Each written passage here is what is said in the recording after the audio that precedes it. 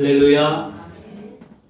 예수님께서 십자가를 지시기 위해서 예루살렘에 들어가신 종려주일, 하나님 앞에 선 모든 성도님들 가정과 또 자녀들과 생업 위에 우리 하나님께서 예수님의 구원의 길로 연결해 주시고 이끌어 주시기를 주님의 이름으로 축원합니다. 아멘. 가슴에 손을 얹고 우리 자신을 스스로 이렇게 축복하겠습니다. 나는 예수님의 십자가로 모든 문제가 해결되었습니다. 예수님의 십자가로 모든 문제가 해결되었습니다. 나는 잘 되는 사람입니다. 할렐루야. 그 은혜와 축복이 임하시기를 축원합니다. 아멘.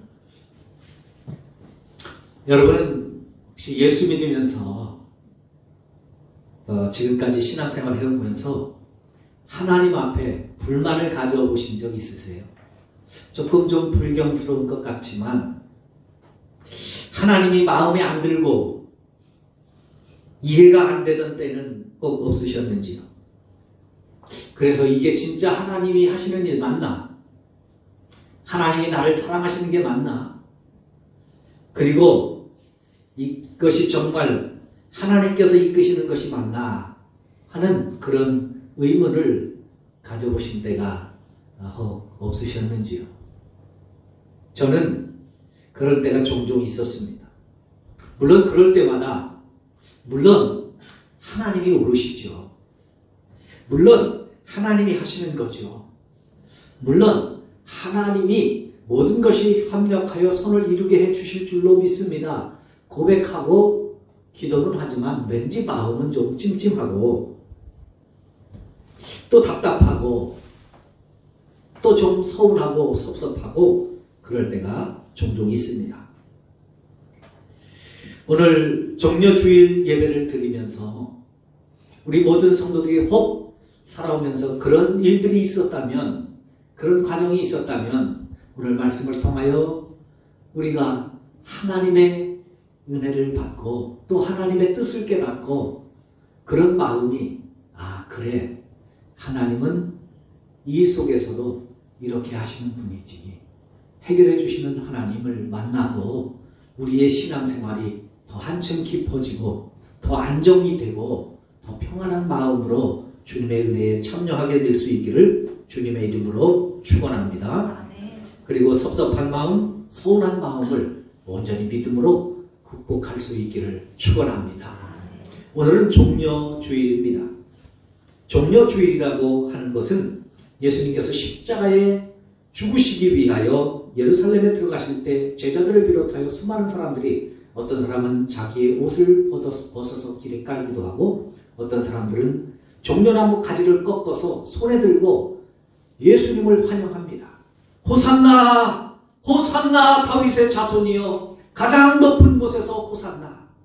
저 호산나라는 말은 나를 구원해 주소서 하는 말입니다.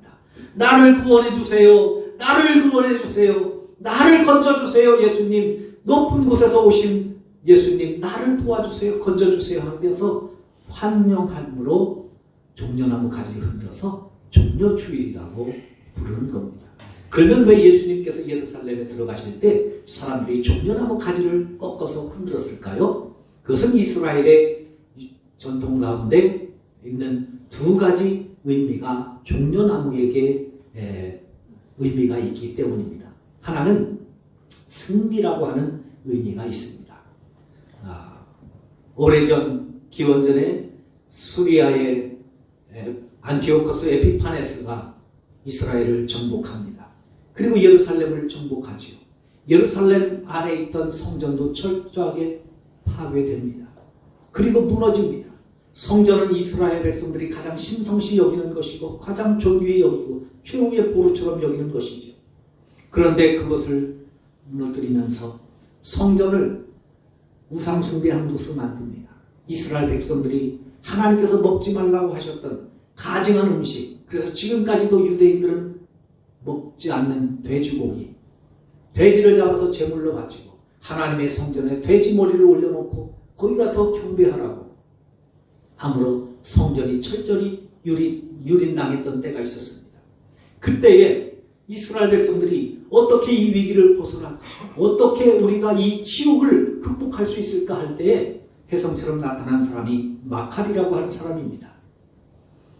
그래서 이 마카비가 나타나서 이 예루살렘을 기습을 해서 회복하고 성전을 회복합니다.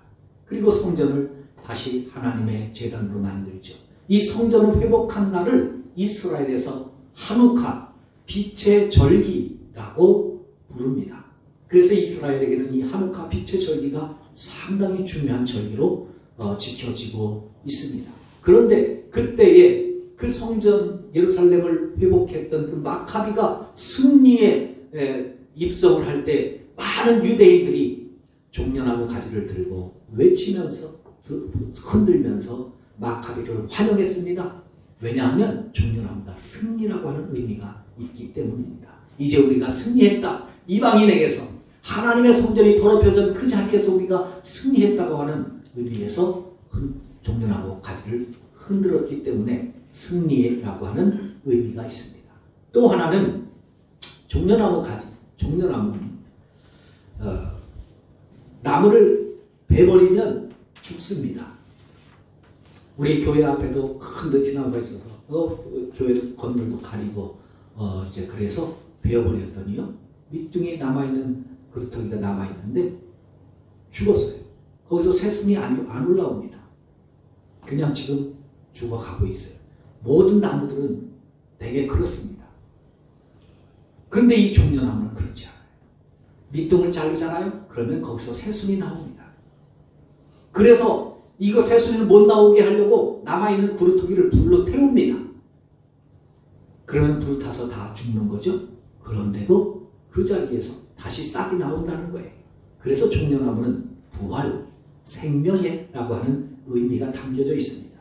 그런 의미에서 예수님이 들어오실 때 예수님으로 인하여 우리가 승리하게 하소서, 승리를 주옵소서, 부활로 생명의 기운을 주셔서 우리가 다시 이 로마의 집에서 벗어나 살아나게 하소서 하는 의미로 호산나 찬송을 불렀던 그런 절기라서 종려주일이라 그렇게 부르는 것입니다.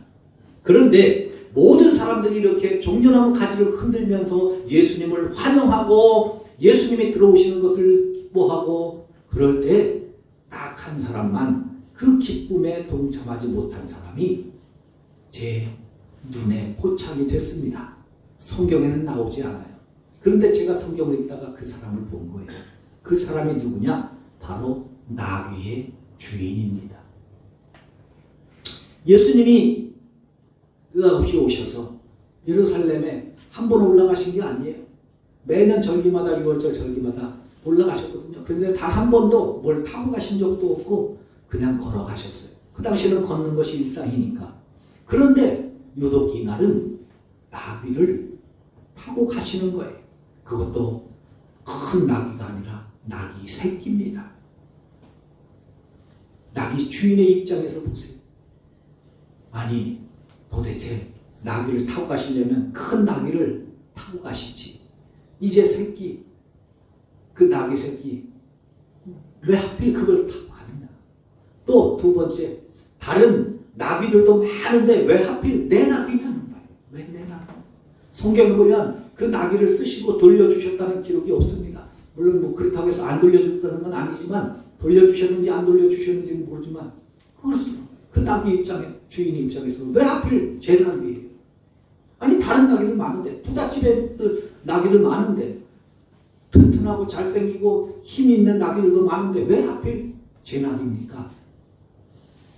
그 가운데 있었던 나귀 주인은 그 섭섭함에, 그 서운함에 그 기쁨을 누리지 못하지 않았나 생각해 보면서 혹 우리 가운데도 이와 같은 그런 신앙생활을 하면서 그런 마음이 들 때, 그런 서운하고 섭섭한 마음이 들 때는 있지는 않은지 생각하면서 이 말씀을 함께 나누려고 합니다.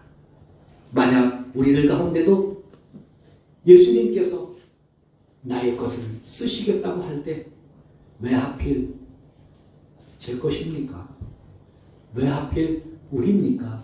라고 했던 의문 그것 때문에 혹 서운하고 답답하고 힘들고 어려우셨던 분이 계신다면 오늘 이 말씀을 통해서 우리의 그 마음이 그 신앙의 갈등과 고민과 아픔이 해결함 받고 왜 나만 이런 고통을 당해야 되냐고요.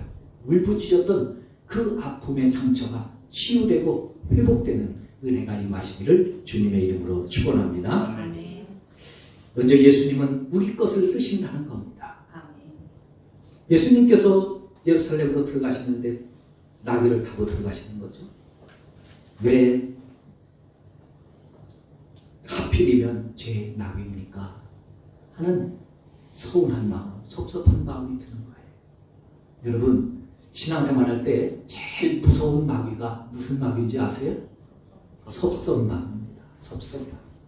이 섭섭한 마귀가 들어가면, 서운한 마음이 들면 어떤 설교를 들어도 들리지 않습니다. 어떤 은혜로운 말을 들어도, 어떤 감동 있는 찬송을 불러도 와닿지 않아요. 섭섭한 마귀. 어떤 좋은 것이 있어도 그것이 느껴지지가 않아요. 그런데 이 나귀의 주인이 그러는 거예요.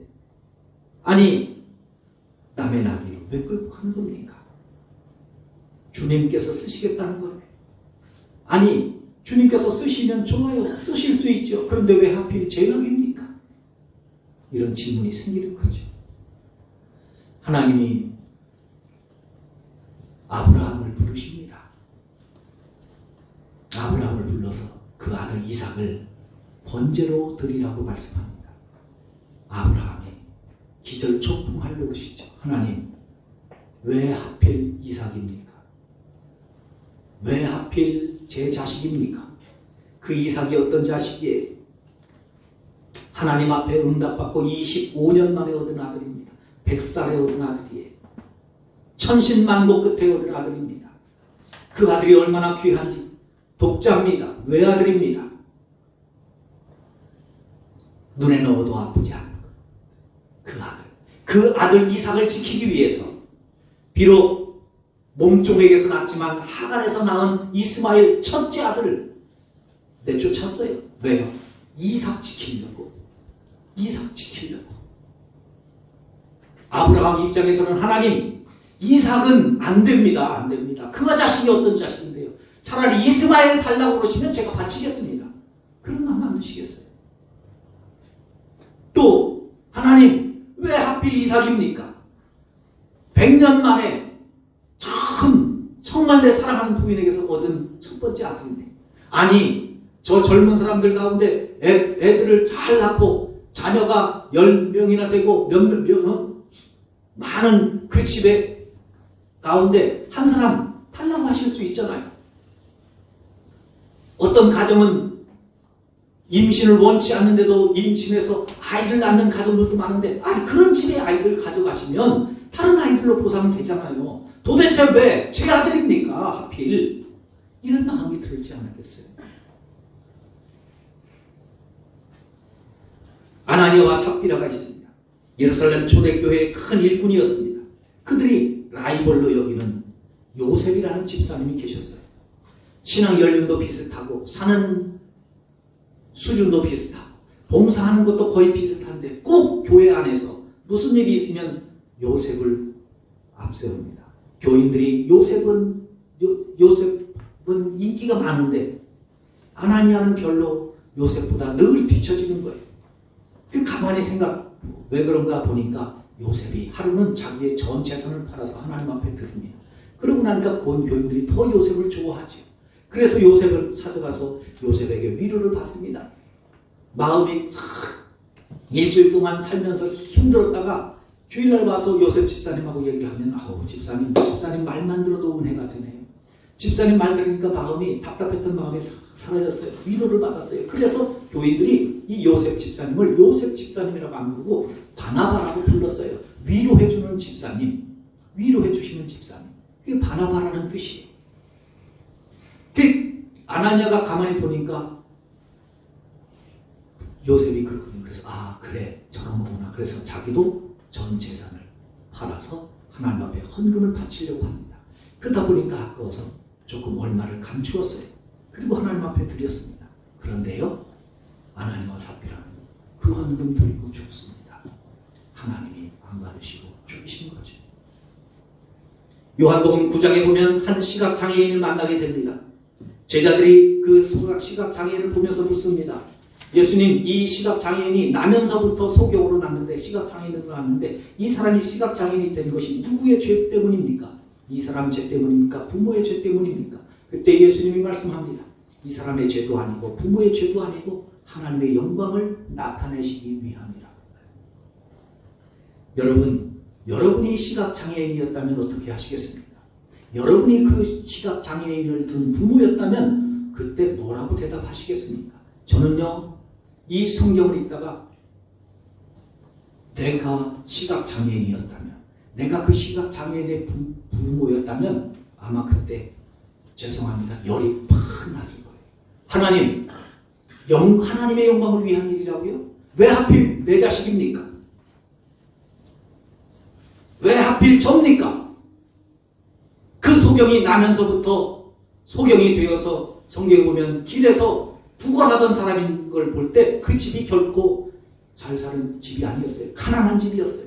그 가난한 집에 소경으로 태어나서 얼마나 놀림을 받았겠어요. 살면서 얼마나 고통이 있었겠습니까? 얼마나 마음이 아팠겠습니까? 얼마나 괴로웠겠어요. 그런데 이제 듣고 보니 그게 하나님의 영광을 위한 일이었다는 거예요. 나는 내 죄 때문이었다고. 그래, 내가 죄를 지은 죄가 있어서 그렇지. 하나님, 제가 잘못 살아서 그랬어요. 그렇게 살았는데 그게 아니라 하나님의 영광을 위한 일이라고요? 세상에 어떻게 그럴 수가 있어요? 저 부잣집의 자식, 그런 일이라면 저 부잣집 자식을 통해서, 아니면 저 믿음도 잘 제대로 갖지 않고 속색이면서, 하나님 속색이면서 살아가는 저 집사람이나 다른 사람의 자식을 가지고 영광 받으시던 하지. 왜 제 자식입니까? 이런 마음이 들지 않았겠어요? 억울한 마음이, 불편한 마음이. 그런데 주님은 그러시는 거예요. 하나님의 영광을 위한 일이라는 겁니다. 그런데요, 성경을 보니 그토록 불만을 가졌을, 그토록 하나님 앞에 화를 낼 만한 섭섭한 마음이 들었을 아브라함, 아들 이삭을 온전히 드립니다. 나귀의 주인도 단 한 번 한마디 말하지 않고 꼭 돌려줄 거죠? 확인하지도 않고 기꺼이 보냅니다. 시각장애인도 원망과 불평하지 않고 섭섭하다고 하지 않고 기꺼이 주님의 은혜에 동참합니다. 도대체 무엇이, 그들은 어떤 신앙을 가졌기에, 그들은 어떤 마음을 가졌기에 그때 섭섭하지도 않고 답답하지도 않고 우리처럼 힘들지도 않고 기꺼이 주님 앞에 드릴 수 있었을까요? 그 해답을 두 가지로 드리려고 합니다. 첫째로, 하나님의 것임을 믿었기 때문입니다. 마태복음 22장 17절로 21절에 보면 바리새인들이 예수님을 올무에 걸리게 하려고 한 가지 질문합니다. 예수님, 가이사에게, 로마 제국의 지배를 받고 있으니까 로마 제국에 세금을 바치는 것이 옳습니까? 옳지 않습니까? 바리새인들의 질문입니다. 이 질문은 어떻게 대답해도 걸리는 거예요. 로마의 지배를 받고 있으니 세금을 바치라 하면 매국노라고 매도할 것이고, 세금을 바치지 말라고 하면 로마에 대해서 반기를 들었다고 예수님을 고발할 겁니다. 뭐라고 대답을 해야 되나요? 그때 예수님이 바리새인들에게 묻습니다. 동전 하나 좀 갖다 달라고. 동전을 가지고 왔습니다. 동전을 들고 말합니다. 여기에 있는 형상이 누구의 형상이고 이 글이 누구의 형상이고 누구의 글이냐? 무리들이 대답하죠. 가이사의 것입니다. 그때 예수님이 말씀합니다. 가이사의 것은 가이사의, 하나님의 것은 하나님께 바치라. 무슨 말이겠습니까? 돈을 들고 보는데 이것이 로마 황제의 것이라고 여겨지면 로마에게 황제에게 바치라. 그러나 하나님이 나에게 주신 것이라고 여겨지면 하나님께 바치라. 그 말입니다. 여러분, 11조는 여러분의 것입니까? 하나님의 것입니까? 바쳐야 되는 겁니까? 안 바쳐야 되는 겁니까? 내 것이라고 느끼는 사람은 못 드립니다. 하나님, 내가 빚이 얼만데요? 내가 이거 없으면 어떻게 살아야 되는데? 내 것이라고 여기면 못 드립니다. 그러나 하나님의 것이라고 여겨지면, 하나님이 주신 것이라고 여겨지면 하나님이 주셨지만, 넉넉하지는 않지만 그래도 하나님이 주셨기에 열의 하나를 구별하여 드립니다. 하나님 앞에 드릴 수 있게 되는 줄로 믿습니다. 2주 전에 어떤 집사님 한 분에게 전화가 왔습니다. 목사님, 교회 계좌번호 좀 불러주세요. 왜 그러세요?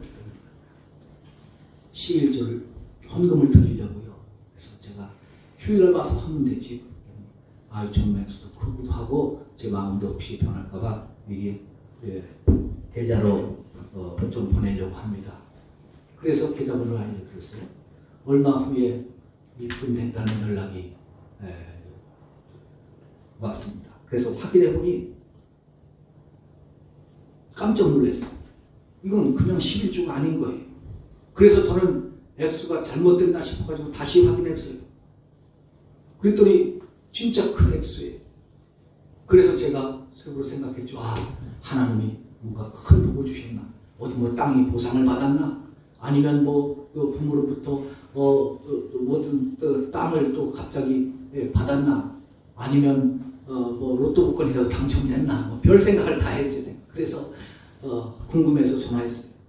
아니 어떻게 무슨 이게 액수가 맞냐 하니까 맞대요. 그래서 어떻게 된 거냐? 어떤 복을 받았느냐 그랬더니 그게 아니라 사정 이야기를 합니다. 10여 년 동안 적금을 보험을 탔어요. 어렵게 힘들게 모았죠. 그걸 받고 나니까 얼마나 마음이 뿌듯하겠습니까? 그 얼마나 큰 돈을 지었으니 야, 내가 그래도 비단 지고 사는 게 감사하다. 하나님의 은혜로다. 이렇게 생각하고 있는데 하나님이 그때 딱 주시는 거, 말씀하시는 거예요. 야, 내 거 띄어먹고 그렇게 돈 모으니 행복하냐? 그렇게 좋냐? 그래서 이 집사님이 그랬답니다. 하나님, 내가 뭘 하나님 돈을 띄어먹어요.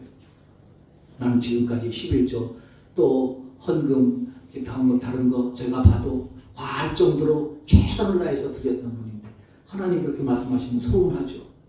그런데 하나님이 그러시는 거예요. 네 남편 남편의 11조를 하는 거예요. 남편은 믿음이 없어요. 그래서 그냥 교회에 나가주는 거죠. 근데 그런 남편의 11조를 어떻게 해요? 그걸 11조 하겠다고 내놓으라고 해서 부부싸움하면서 해야 됩니까? 아니잖아요. 그건. 저도 그렇게 바라지는 않아요. 그건 하나님이 기뻐하신다고 글쎄 뭐 제 입장에서는 기뻐하죠. 그러니까 그래서 못했는데 어쩌란 말이에요. 그런데 하나님 그러시는 거예요. 네 남편 그래도 해야 되지 않나요? 그 마음 주시는 거예요. 그래서 계산해 마음에 하나님 그런 마음 주시면 어떻게 해요? 그걸 가지고 하나님께 드리려고 뭐 다 그동안 살아온 거 한 20여 년 넘게 살아온 거 다 드리려고 하니까 못 드리고 그래도 10년치만은 우리가 또 드리자. 그래가지고 계산해 보니까 몇백만 원이 모진다는 거예요. 그것도 딱 맞는 게 아니라 몇백만 원이 모진다는 거예요. 그래서 다른 데서 채워서 그래서 드렸다는 거예요. 그러면서 마지막 하는 말이 제 마음에 감동이 되었습니다. 목사님, 바리새인적인 믿음이 되지 않도록 기도해 주세요. 여러분, 그 돈이 내 돈이라고 하면 드리실 수 있겠어요? 10여 년 동안 모은 그 수천만 원 되는 돈을 드리실 수 있겠어요?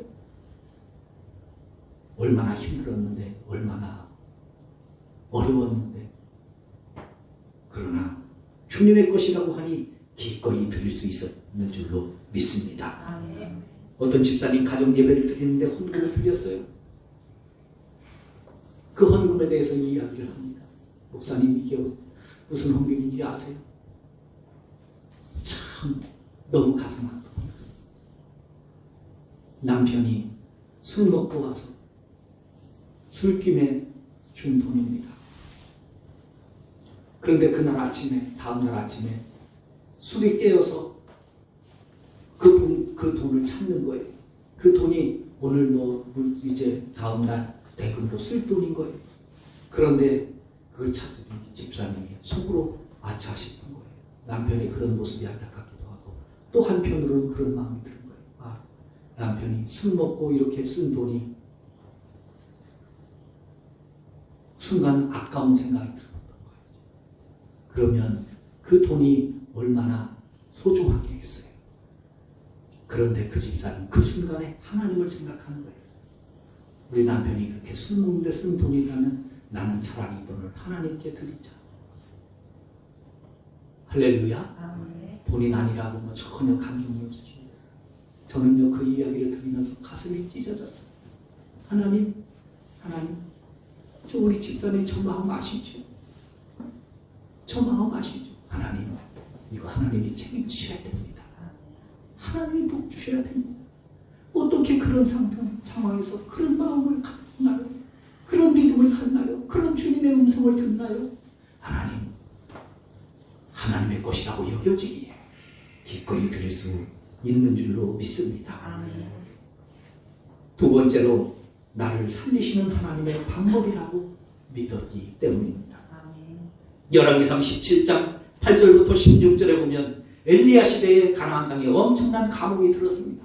엘리야 목사님도 너무 어려워서 먹고 살기가 힘들었는데 하나님이 그리시네가에 가라고 그래서 거기 갔더니 까마귀가 먹을 것을 물어다 주면서 연명을 하던 그 시대에 그러던 차에 하나님께서 엘리야 목사님에게 다시 말씀합니다.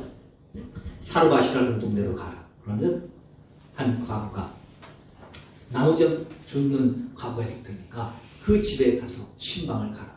그 신방 갔습니다. 그 과부를 만났습니다. 가서 기도한 다음에 그 가난한 과부에게 말합니다. 가보니까 남편 없이 어린애 하나 데리고 사는데 정말 어려운 가정이에요. 그런데 가서 이야기하는 거예요. 성도님, 내가 지금 밥을 못 먹어 발가부분이 떡을 좀 갖다 주세요. 우리로 이야기하면 밥 한 끼 좀 주세요. 그런 거예요. 그런데 그 집사님의 그 가난한 과부의 고백이 걸작입니다. 목사님, 우리 집에 떡이 없습니다.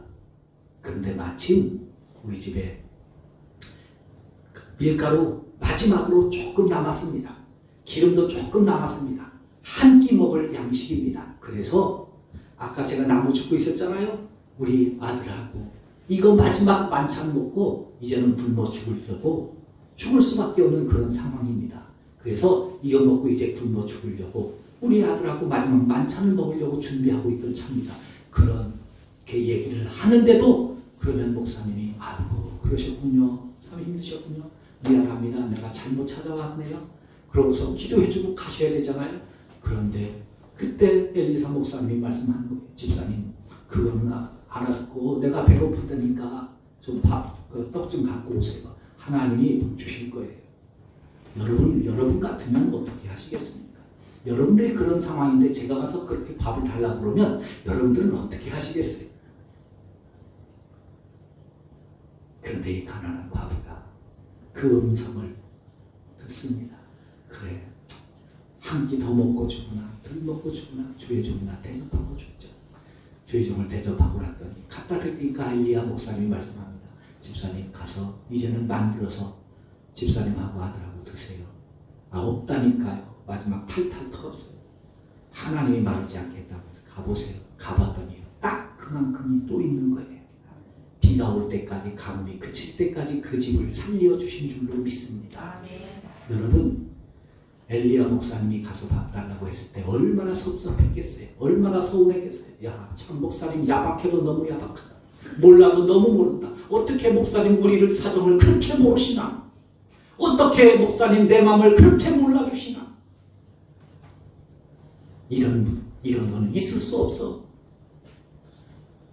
목사님이라면 그럴 수 없지. 별 생각이 다 들었지 않겠어요?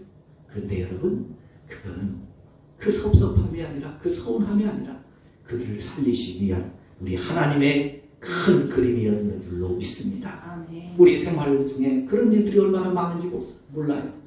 성경의 오병이어의 기적 보세요. 오병이어의 기적이 어떻게 일어났습니까? 예수님과 함께 할 때에 수많은 사람들이 모였는데 한 어린아이가 집에서 어렵게 도시락을 싸왔어요. 보리떡 5개 물고기 2마리 가난한 집 아이의 도시락입니다. 그 애가 어른들 눈치 보여서 다른 사람은 도시락이 없어서 못 먹지만 이 아이는 있지만 눈치가 보여서 못 먹고 나중에 먹어야지 그렇게 아껴두었던 도시락인데 제자들이 와서 주께서 찾으신다는 거예요. 먹을 걸 찾으신다는 거예요. 그걸 달라는 거예요. 여러분, 어른도 아닙니다. 어린애입니다. 어린애가 얼마나 작을 것이 진짜 커요. 그런데 그걸 달라고 할 때 드리는 거예요.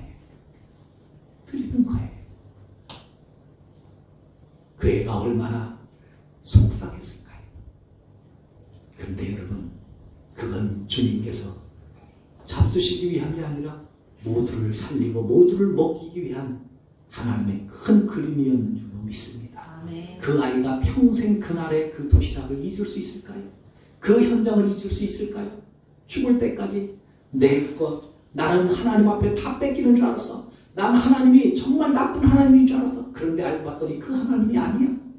하나님은 우리를 풍성하게 하시는 분이야. 그 도시락 하나로 5,000명이나 시컷 먹고 나도 배부르게 먹었다고 평생 간증거리가 되시지 않았겠어요? 사랑하는 성도 여러분, 살면서 혹 하나님 앞에, 혹 교회 앞에, 혹 목사님께, 혹 주의 성도들에게 이렇게 서운하고 답답하고 힘들고 어려웠던 적이 혹 없으십니까? 그것 때문에 상처가 되어서, 그것 때문에 낙심하고 좌절됐던 적은 없었습니까? 여러분, 우리 이 말씀 들으면서 우리의 신앙을 다시 한번 생각해 보십시다. 아, 그래, 그건 내 것이 아니라 주님께서 주신 것이지. 주님께서 주신 거야. 그랬을 때에 주님의 것을, 하나님의 것은 하나님께 드릴 수 있는 믿음이 생기지 않겠습니까?